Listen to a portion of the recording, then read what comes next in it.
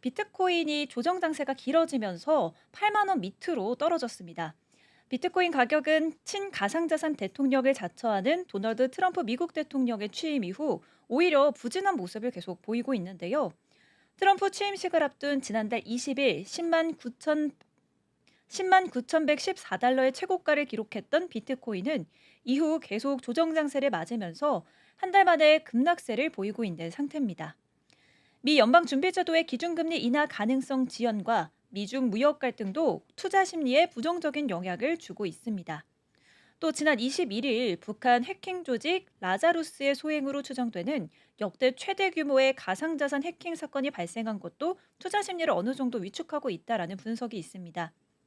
이번 하락세는 대형 헤지펀드들의 비트코인 상장지수 펀드 포지션 청산 우려가 주요 원인으로 지목이 되는데요. 아서헤이즈 비트맥스 공동 창업자는 이에 대해 심각한 경고를 내놓았습니다. 헤이즈 창업자는 지난 24일 자신의 X 계정을 통해서 고블린 타운이 다가오고 있다면서 블랙록 아이쉐어스 비트코인 트러스트 등 비트코인 현물 ETF에서 대규모 자금 이탈이 예상된다고 밝혔습니다. 고블린 타운은 가상자산 시장에서 가격이 급격히 하락하고 투자 심리가 극도로 부정적인 상태를 가리키는 은어입니다. 시장 급락의 주된 요인은 차익거래 전략에 있습니다. 많은 헤지펀드들은 비트코인 현물과 선물 간 가격 차이에서 수익을 얻기 위해 ETF는 매수하고 선물은 공매도하는 전략을 사용해 왔는데요. 그러나 이 비트코인 가격이 하락하면 이 가격 차이가 줄어들면서 수익성이 떨어지게 됩니다. 헤이즈 창업자는 현물과 선물 간 가격 차이가 국채 수익률만큼 낮아지면 미국 시장이 열리는 시간에 헤지펀드들이 모든 투자를 정리하고 이익을 확정할 것이라면서 이로 인해 비트코인은 7만 달러까지 더 떨어질 수 있다고 내다봤습니다. 다시 말해서 차익거래 수익률이 더 안전한 국채 수익률보다 낮아지면 헤지펀드들은 일제히 포지션을 청산하게 되는데요.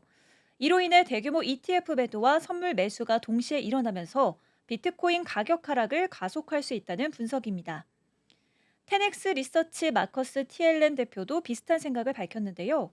그는 지난 23일에 투자자 보고서에서 비트코인 ETF를 사는 사람들 중 상당수가 오래 보유할 투자자가 아니라 시세 차이로 돈을 벌려는 헤지펀드라고 짚었습니다. 실제로 미국 현물 ETF에서는 자금 유출이 가속화되고 있습니다.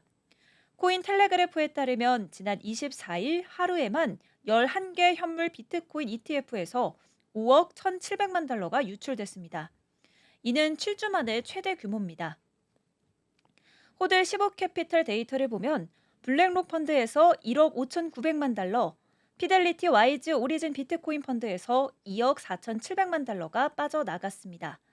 이 외에도 비트와이즈, 인베스코, 바네크, 위즈덤트리, 그레이스케일 펀드도 대규모 자금 유출을 겪고 있습니다. 이런 시각도 있지만 또 다른 시각도 있더라고요. 같이 한번 읽어보도록 하겠습니다. 비트코인이 급락하면서 시장이 흔들렸지만 일부 온체인 지표는 이번 하락이 바닥일 가능성을 시사한다고 코인데스크가 보도했습니다. 전체 비트코인 시가총액은 2조 7천억 달러 선을 유지하면서 지난해 12월 고점 대비 약 1조 달러가 증발을 한 건데요. 하지만 시장 지표들은 이번 하락이 단기적으로 지점일 가능성이 크다는 신호를 보내고 있습니다. 비트와이즈 유럽의 연구 책임자인 안드레 드라고시는 암호화폐 투자 심리 지수가 지난 8월 이후 최저 수준을 기록했다면서 이는 강한 역발상 매수 신호로 해석될 수 있다고 말했습니다. 그는 온체인 데이터, 파생 상품 시장 흐름 등을 고려할 때 추가 하락 가능성은 제한적이라면서 현재 가격대에서 위험 대비 수익 전망이 유리한 상황이라고 강조했습니다. 온체인 데이터 업체 글래스노트에 따르면 투자자들은 하루 동안 18억 달러 규모의 실현 손실을 기록했습니다. 이는 지난해 8월 에나 캐리 트레이드 청산 당시 32억 달러 손실 이후 최대치입니다. 특히 비트코인을 155일 이하 보유한 단기 투자자들이 4만 3,600 비트코인을 손실 상태에서 거래소로 이동시킨 것으로 나타났습니다. 이는 지난해 8월 이후 최대 규모의 손실성 매도였습니다. 이 같은 지표들은 시장이 극심한 공포 상태에 있으며 역사적으로 이러한 시점이 매수 기회로 작용했음을 시사합니다. 비트코인이 이번 조정을 바탕으로 반등할 수 있을지 계속해서 지켜보시면 좋겠습니다.